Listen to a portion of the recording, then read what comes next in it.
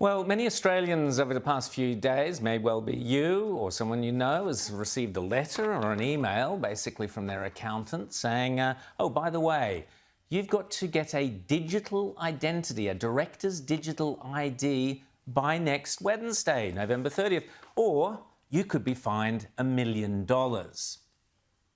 Really? Yes. An act was introduced this year into the Australian Parliament which requires Australian company directors, which could be basically any small company, self-managed super funds and so on, everyday Australians, to obtain a director identification number, a 15-digit digital thing, which the government claims is to avoid illegal activity, company activity. We didn't need one before, but apparently we need one now. Many companies have raised concerns about this new requirement and the way it could compromise corporate and individual privacy. I mean, think of all those Medibank things that have been hacked. We heard of another one today, data being stolen. This is what could happen. Andrea Tokaji is a business consultant and international human rights advocate who is raising the alarm over these digital ID requirements, and she joins me now. Andrea, great to see you again. You're in Canberra. Can you explain why these new digital IDs were introduced? And what is this, is company phoenixing or whatever enough of a problem to require them? And what are the fears that this imposes on everyday Australians? Thanks, Rowan. I think this is a really important subject to discuss. And there's not been a lot of political debate around this. And we know that amendments to legislation do take sometimes years. And this is an amendment to the Corporations Act. And there's also an amendment to the Treasury Act here. So we know that it's enshrined in current legislation, and we know that it's relevant to all directors. So if you're registered with ASIC, you are either sitting on a board as a director, with a charity, your title is a director, or you, of course, run a company. Now, this is an international number, therefore it's rolled out internationally. Australia is getting this number, it seems like, as a test case study. Now, it's intertwined with a few new government platforms. We've got the new MyGov ID platform. We've got the new ABRS platform, Australian Business Registry Services. And in fact, the chairman of the ATO, Australian Taxation Office, is the registrar of this new ABRS platform. And this is where you sign up. Why? Well, you upload all of your personal identification number onto MyGov ID, which is a new platform, and then it integrates with ABRS, which is the new corporate or business platform, if you will. And on here, with all of your data uploaded, your personal and professional, it is a way the government has said to track whether there's fraudulent activity. Now, we know in history there's been shelf companies created, or people have been liquidated, companies have become liquidated, and then of course they set up new companies. Now, they're saying they're cracking down on that, but my question is in relation to privacy and how that's been protected for companies. Well, I think the question of privacy has to be central to this discussion.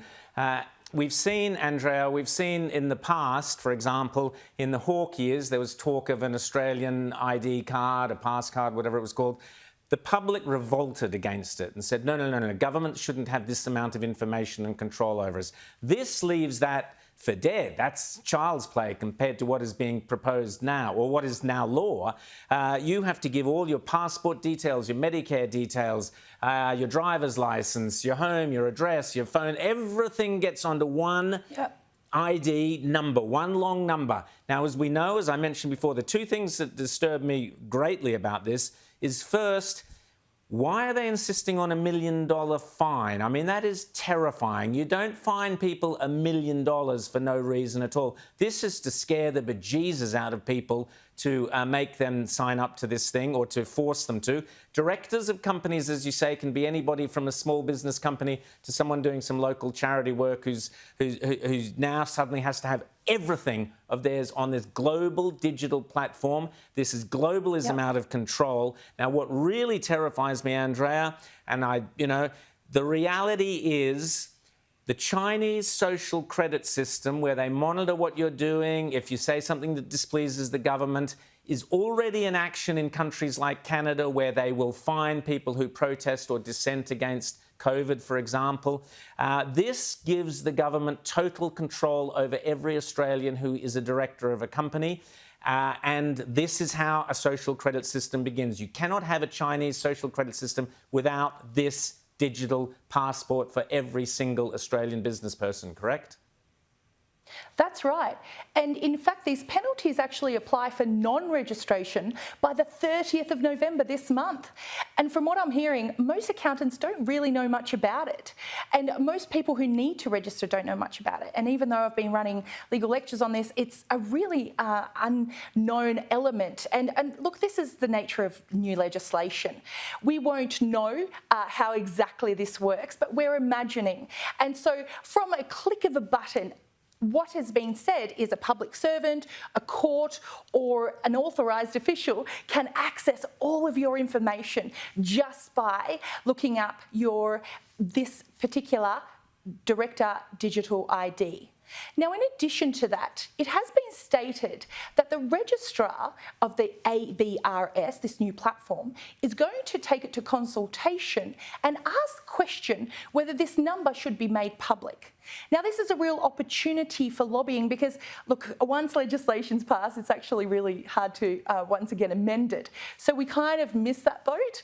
But now, to make our voice heard in relation to our privacy concerns to the registrar is one step we can take. But as you're saying, Rowan, if this is international, how can we turn back the tide?